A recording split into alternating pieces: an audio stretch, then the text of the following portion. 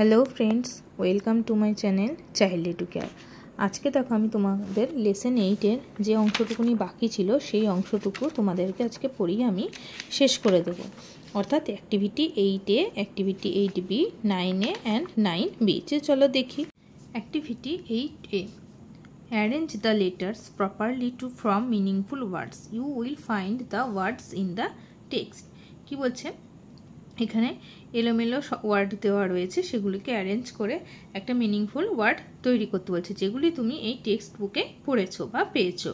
ঠিক আছে, তাহলে দেখো এখানে এ নাম্বার বলছে SIMS, এটাকে এলোমেলো করা রয়েছে, এটাকে যদি আমি ঠিকঠাকভাবে অ্যারেঞ্জ করি তাহলে হবে কি miss, MISS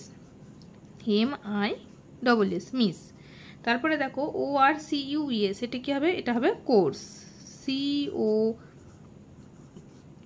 COURAC course, COURAC course. তারপরে দেখো ETRGESU, এটা হবে কি গেস্টার, GESTURE গেস্টার।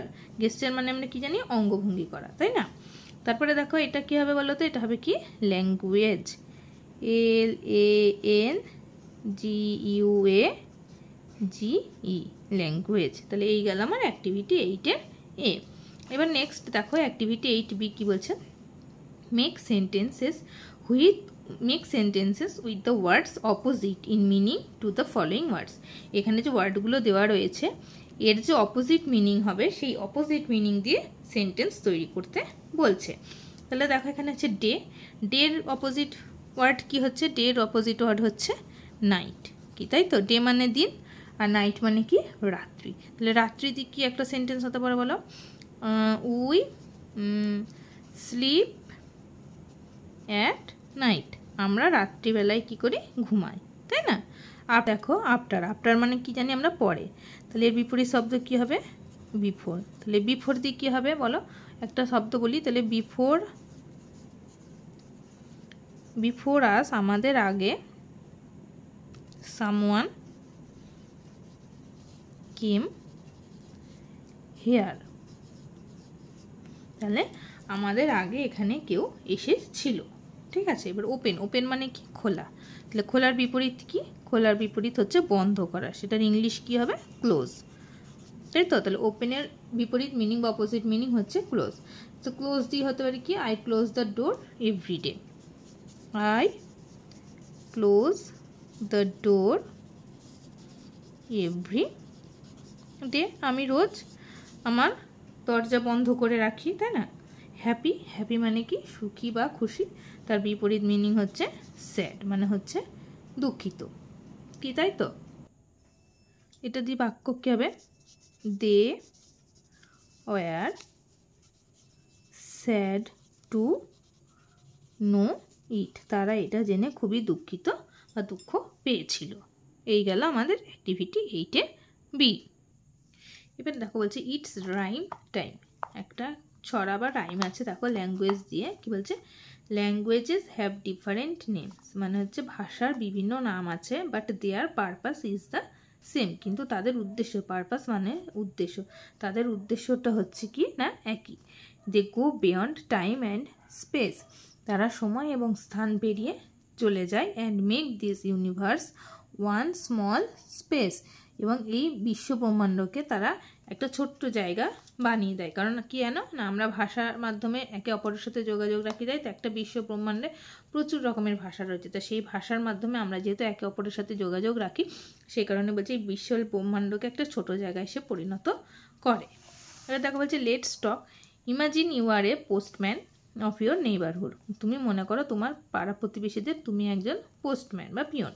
Tell the class about your interesting experience, এবং তুমি তোমার ক্লাসে এই সম্পর্কে তোমার যে আকর্ষণীয় অভিজ্ঞতা সেটা সম্পর্কে তুমি বলো, এটা ক্লাসে এমনি তোমাদেরকে আলোচনা করতে বলছে।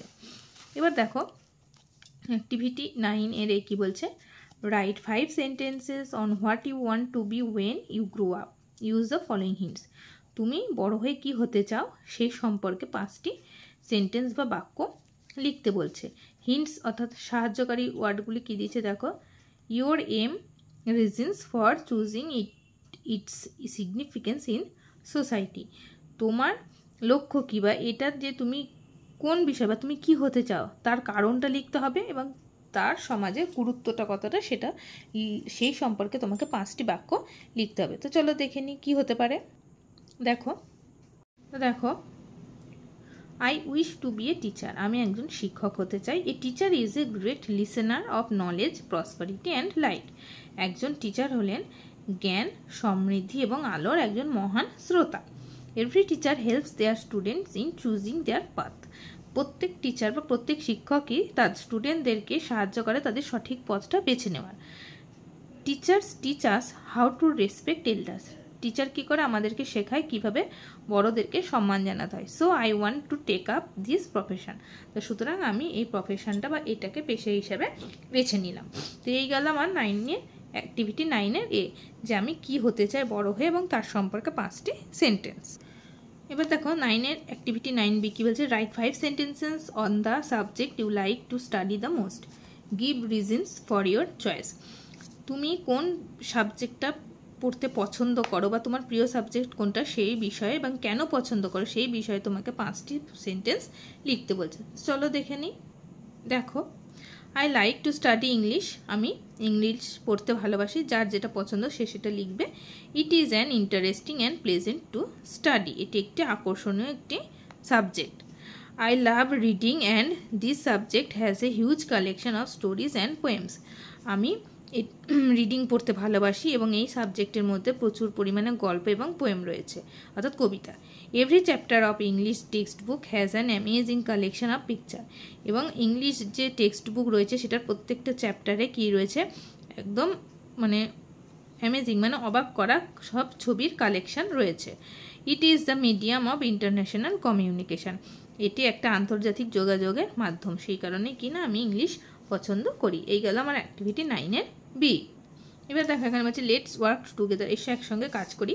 Suppose you have been given the task to arrange a play in your school. ধরো তুমি একটা স্কুলে একটা কাজ পেয়েছো যে একটা নাটক তৈরি হবে। Discuss the following points with your friend, তোমার বন্ধুদের সাথে এই পয়েন্টগুলো আলোচনা করো। How will you prepare the stage, কীভাবে তোমরা মঞ্চটা তৈরি করবে। List of characters in the play, সেই নাটকে কোন কোন চরিত্র থাকবে। Names of your friends who will act in the play, এবং সেই নাটকে তোমার কোন কোন বন্ধুরা অভিনয় করবে তাদের নাম লেখো। এগুলো তোমরা বন্ধুদের সাথে আলোচনা করে তৈরি করবে। তাহলে আজকে তোমাদের লেসন 8 শেষ হয়ে গেল, তাই তো? তা সিস্টার্স বলে যে নাটকটা ছিল সেই নাটকটা কিন্তু আজকে কমপ্লিট হয়ে গেল। তাহলে আজ এই গল্পটা অবশ্যই তোমরা বাড়িতে পড়বে এবং অ্যাক্টিভিটিগুলো বাড়িতে প্র্যাকটিস করে নেবে। আজকে ভিডিওটা এই পর্যন্তই থাকলো। নেক্সট ক্লাসে নেক্সট লেসন নিয়ে আসবো। সবাই ভালো থেকো।